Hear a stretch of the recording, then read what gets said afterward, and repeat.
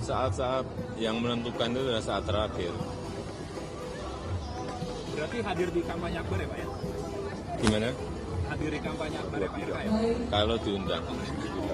Diundang Pak, insya Allah tanggal 23. Kesini atas kemauan sendiri apa undangan dari Kang Emil? Diundang.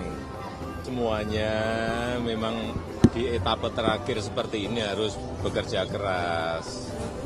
Saya datang karena memang saya mendukung. Di Jawa Tengah juga saya datang karena saya mendukung. Saya diundang ke Jakarta, saya datang karena saya mendukung. Ada daerah lainnya nggak sih Pak Jokowi? Ada daerah lainnya nggak sih Pak Jokowi? Selain Jateng dan juga Jakarta? Ada, tapi kan waktunya nggak mungkin kan saya datengin semuanya. Mungkin di atas 50%. Kedaulatan ada di tangan rakyat. Pak Jokowi Kedaulatan ada di tangan rakyat. Yang menentukan semuanya adalah rakyat. Kita ini hanya berusaha, berikhtiar. Ya, tidak bisa dipungkiri bahagia sekali di saat memang detik-detik, minggu-minggu terakhir kehadiran mantan presiden, mantan gubernur DKI. Kami bersahabat sudah lama, zaman saya wali kota. Sebelum saya wali kota, beliau hadir sebagai wali kota. Saat saya wali kota, beliau hadir sebagai gubernur, kemudian membersamai sampai beliau presiden 10 tahun, kemudian di IKN. Itulah hubungan kami. Dan tadi Pak Jokowi menyampaikan kuncinya adalah rekam jejak. Mudah-mudahan warga Jakarta melihat itu, bahwa membangun Jakarta semua mungkin programnya mirip-mirip ya, tapi yang membedakan kan rekam jejak. Saya pernah ngurusin kota, pernah ngurusin koordinasi dengan pusat sebagai gubernur. Mudah-mudahan rekam jejak, pengalaman, dan memang ilmunya kami ada di tata kota, tinggal diberi kesempatan oleh warga Jakarta, diberi takdir oleh Allah. Insya Allah Jakarta perubahannya lebih cepat. Nah itu harapannya. Saya mengundang Pak Jokowi hadir, Alhamdulillah. Makanya saya sumringah. Besok juga kalau memang beliau ada waktu, saya ingin menyapa warga Jakarta, nanti dikabari ke wartawan ya.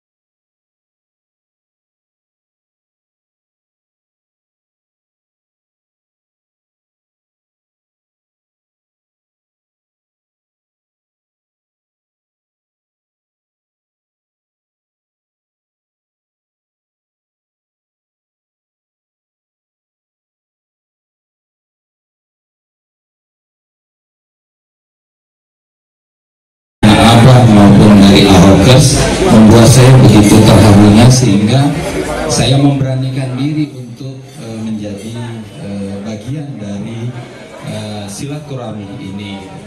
Silaturahmi ini sebenarnya menyambut juga hasil dari ajang sana dari Mas Pram ke Mas Anies ya, Abah Anies gitu ya. Jadi kita ingin menunjukkan kepada publik Jakarta bahwa antara anak Abah dan Ahokers sudah menyatu. Lubang buaya. Jadi ini yang membahagiakan dan membuat saya terharu terserang, sehingga acara ini walaupun diselenggarakan dengan cuma telepon-teleponan kali Bang ya.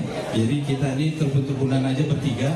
Gimana ya kalau kita menyambut momen yang cukup cukup menggembirakan dari pertemuan Mas Pram dengan Mas Anies ya, di mana mereka bertemu dengan, kalau lihat foto-fotonya begitu ceria, begitu lepas, begitu seperti kawan lama yang bertemu kembali. Nah hari ini juga kita disatukan dalam satu tujuan, yaitu menjadikan Jakarta lebih baik, dan kita percaya bahwa hanya Mas Pram dan Bang Dul yang bisa menyelenggarakan ini semua. Jangan lupa, Ahokers itu pernah memimpin Jakarta, Bang Ahoy ya. Mas Anies juga pernah memimpin Jakarta. dua kekuatan ini akan menjadi kekuatan tambahan bagi Mas Pram dan Bang Dul untuk menjayakan Jakarta. Bravo! Sekali lagi terima kasih nih atas kehadiran kawan-kawan semua. Saya lupa memperkenalkan, tapi ini ada Bang Kris, ada duo Ahi, dua-duanya dipanggil Ahi ya. Yang kemudian sih ada Bang Laude, ada Bang Iwan Tarigan, itu juru bicaranya Anies. Terakhir Kak siapa Kak? Pak Eka. Jadi ini benar-benar.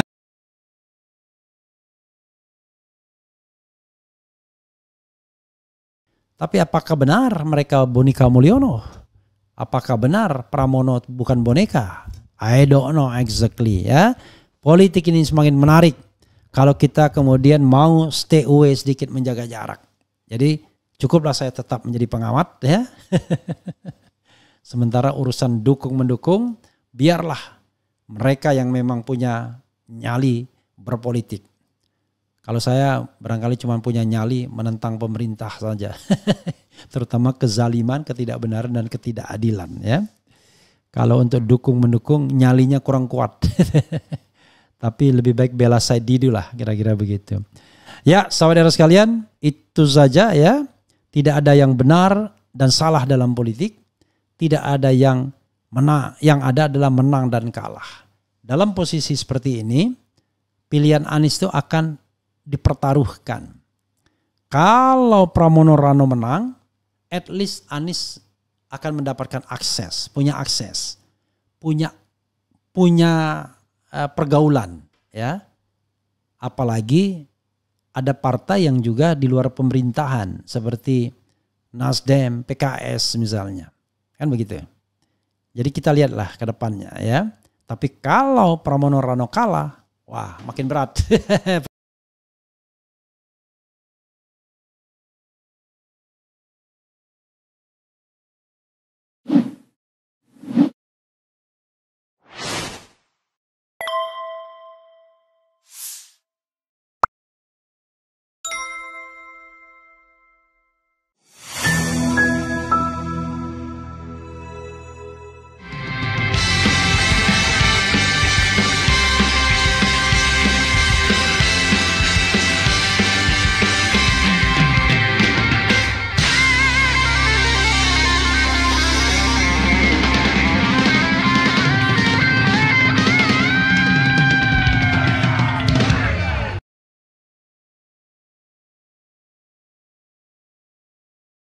Karena enggak juga ya coba kita bacakan apa yang disampaikan Rocky Gerung.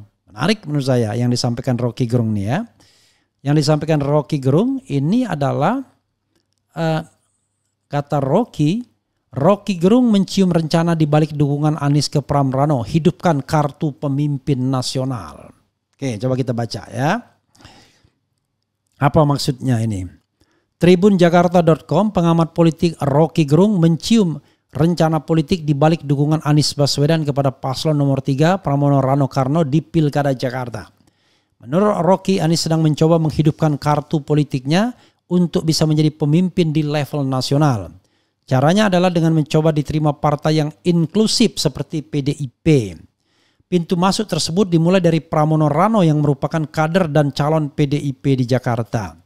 Saya tetap menganggap bahwa potensi Anies menghidupkan kartunya hanya mungkin terjadi kalau ada partai yang secara inklusif memasukkan Anies ke dalam wilayah yang lebih sekuler, kata Rocky dalam program FNN. Rocky menjelaskan selama ini Anies terkesan hanya erat dengan kalangan muslim politik. Kedekatan Anies dengan PKS pada Pilkada 2017 hingga 2024 semakin menguatkan kesan itu. Anies diusung PKS, Nasdem dan PKB di Pilpres lalu dan mengalami kekalahan. Anies selama ini dikesankan hanya diasuh oleh kalangan muslim politik. Kira-kira begitu. Anies tentu tahu bahwa ya itu tidak cukup untuk jadi pemimpin nasional, kata Rocky. Menurut Rocky, Anies merasa tidak cukup berada di ranah muslim politik untuk kontestasi pemimpin nasional. Jadi Anies memberi sinyal bahwa dia juga bisa menyelenggarakan politiknya bukan secara eksklusif tetapi secara inklusif. Dan PDIP tentu adalah partai yang lebih inklusif untuk tidak menyebut sekuler bagi Anies, jelas Rocky.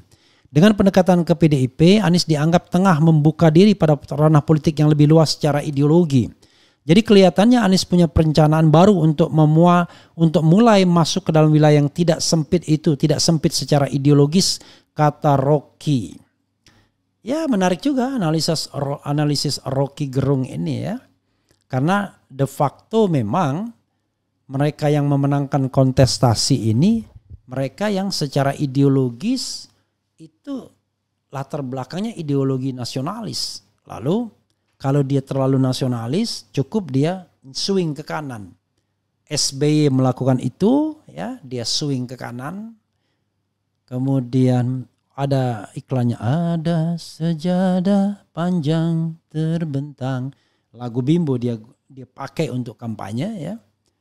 Kemudian jagalah hati kalau tidak salah, jagalah hati, jangan kau kotori. Dia pakai juga sehingga ada kesan dia adalah nasionalis religius. Kemudian yang terbelah adalah ketika ada perseteruan antara Jokowi dan Prabowo. Dua-duanya tidak berasal dari kelompok kanan sesungguhnya. Sehingga pertarungannya adalah siapa ambil ceruk nasionalis dan siapa ambil ceruk kanan. Dan ternyata dalam pertarungan tersebut yang mengambil ceruk nasionalis itu yang menang. Kemudian Prabowo melawan dua calon juga begitu. Dia tidak mengambil ceruk kanan sebagaimana pemilu 2014-2019 tapi mengambil ceruk nasionalis tetapi aneh. Nasionalisnya ya lebih ke pemilu terakhir lebih pada pemilu yang sebenarnya tingkat kecurangannya tinggi. Tetapi memang dari pilihan politiknya Prabowo mengambil ceruk kanan, ceruk nasionalis. Ganjar ceruk nasionalis.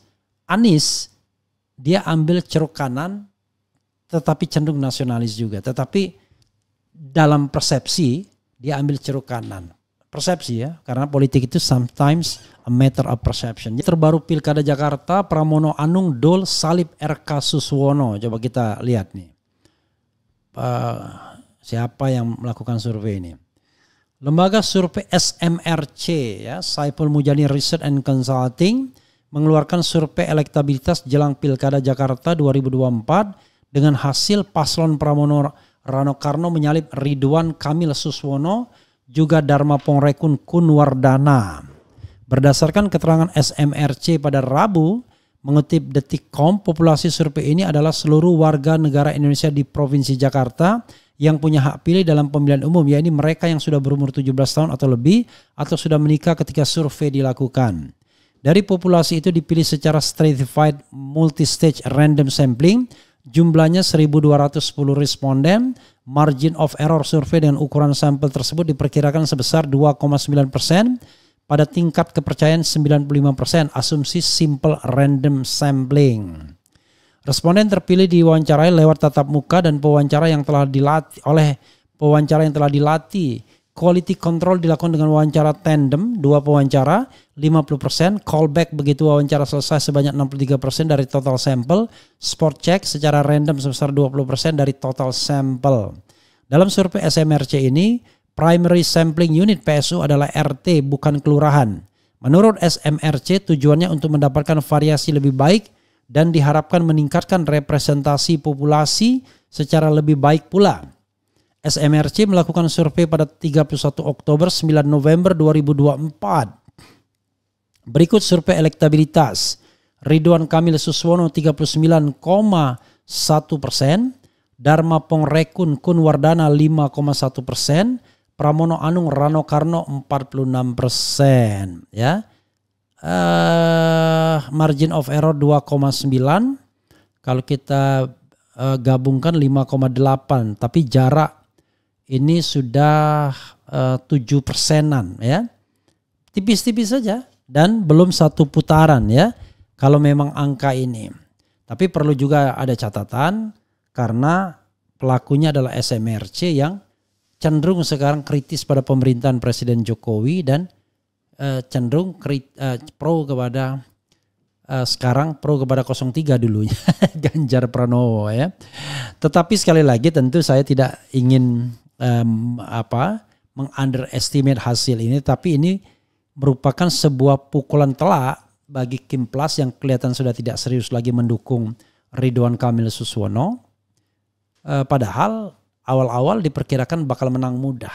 Ya itulah sebabnya kalau kita tidak menyiapkan mental untuk bertanding secara baik. Tetapi ini juga masuk jebakan, masuk trap menurut saya. Kenapa masuk trap atau masuk jebakan? Prabowo ya sepertinya tidak terlalu peduli apakah di Jakarta bakal menang atau tidak. Yang paling penting yang dia pastikan di Jawa Barat menang. Nah Jawa Barat itu Deddy Mulyadi orangnya dia. Kader Gerindra sekarang. Jawa Barat mata pilih tertinggi. Dan yang kedua adalah kalau Ridwan Kamil, ya Ridwan Kamil Golkar for the time being. Kalau Ahmad Lutfi, paling tidak Ahmad Lutfi adalah ya lebih banyak Jokowinya sesungguhnya Ahmad Lutfi. Ya, tetapi jadi begini, sepertinya ya kepentingan utama Gerindra adalah menguasai Jawa Barat karena itu adalah basisnya. Nggak boleh kalah Gerindra di Jawa Barat. Karena itu Ridwan Kamil yang paling populer di Jawa Barat diambil. Di Jakarta dia nggak diterima. Kampanye ditolak di mana-mana. Mungkin menyesal ya, makanya dia ngadu ke Jokowi akhirnya. Oke, karena merasa tidak didukung. Mungkin itu yang disampaikannya. Di Jawa Tengah, Jokowi merasa bahwa itu adalah rumah dia. Dan itu adalah masa depan dia. Dia bertarung dengan PDIP yang secara tradisional menguasai Jawa Tengah. Dan ini battle yang luar biasa. Sesungguhnya battle itu antara Jokowi dan Megawati. Pertarungan itu. Tetapi Prabowo tentu berkepentingan untuk melihat kira-kira siapa yang akan unggul. Dari sisi background, dia menginginkan Andika. Tetapi jangan lupa Andika orang yang tidak membantunya di dalam pemilihan. Walaupun sama-sama jenderal Angkatan Darat. Tapi Lutfi yang polisi justru ikut membantu. Ya, jadi sahabat daerah sekalian, inilah yang saya sesalkan TNI Polri kalau berpolitik.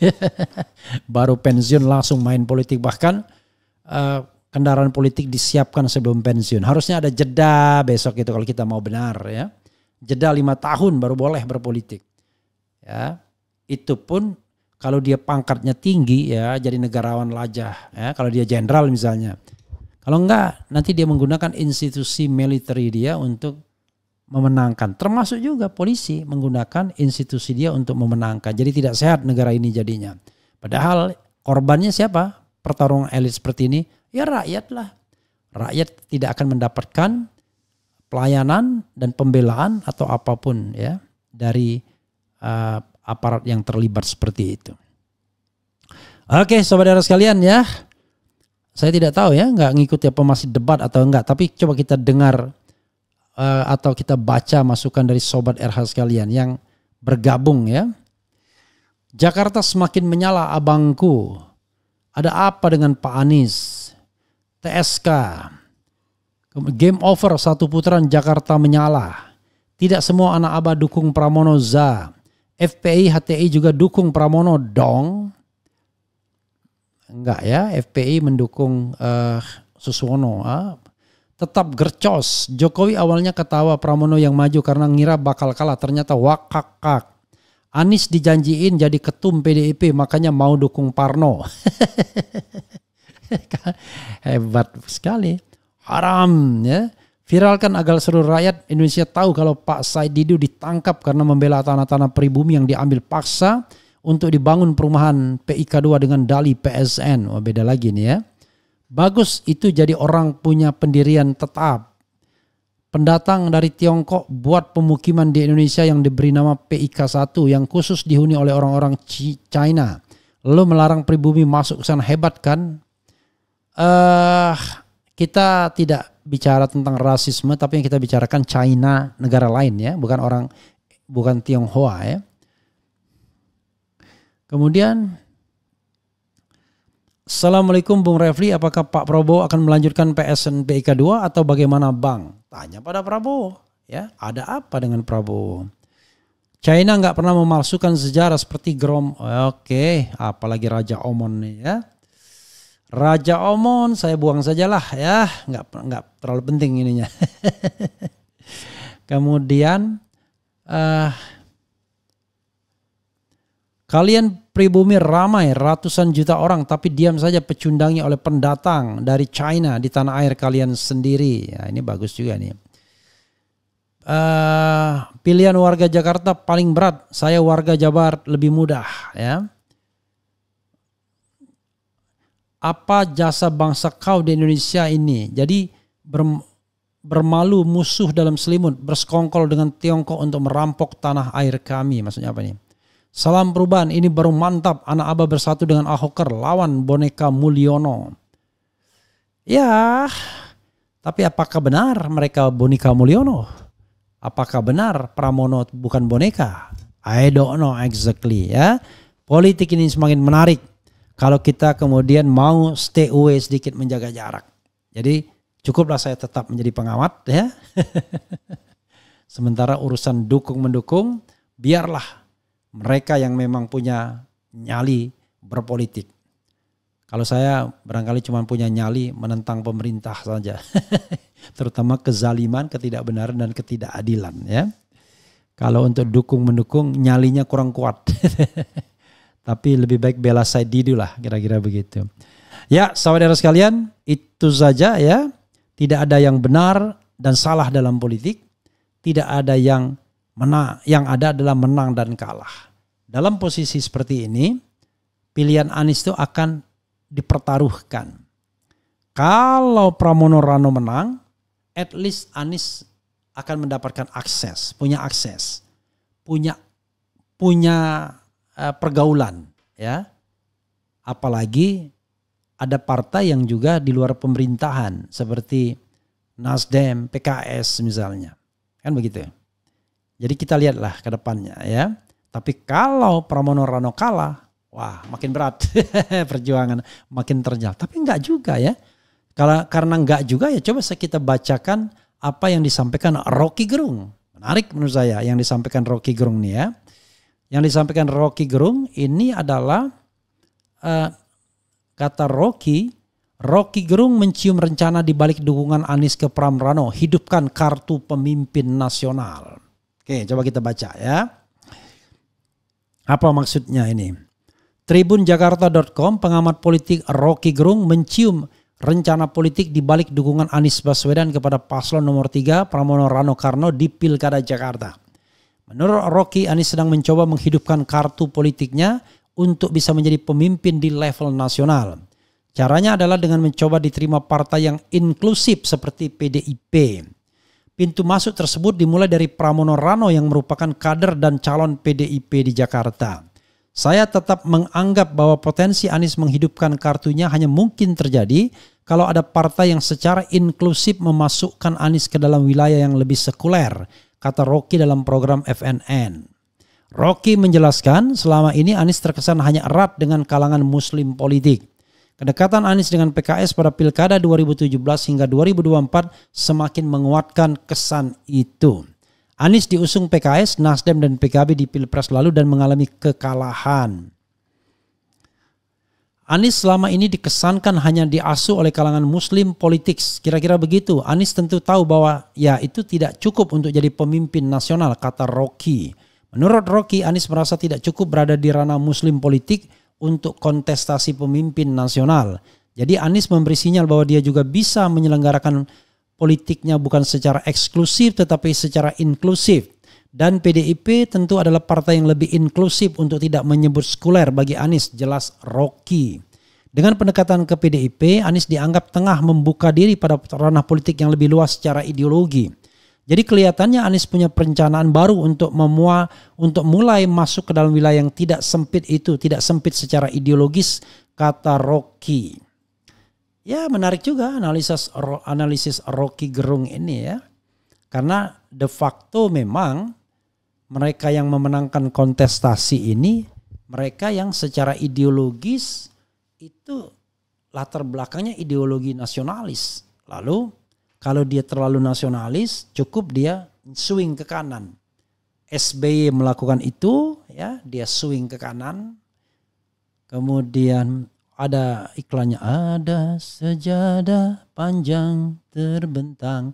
Lagu Bimbo dia pakai untuk kampanye, ya.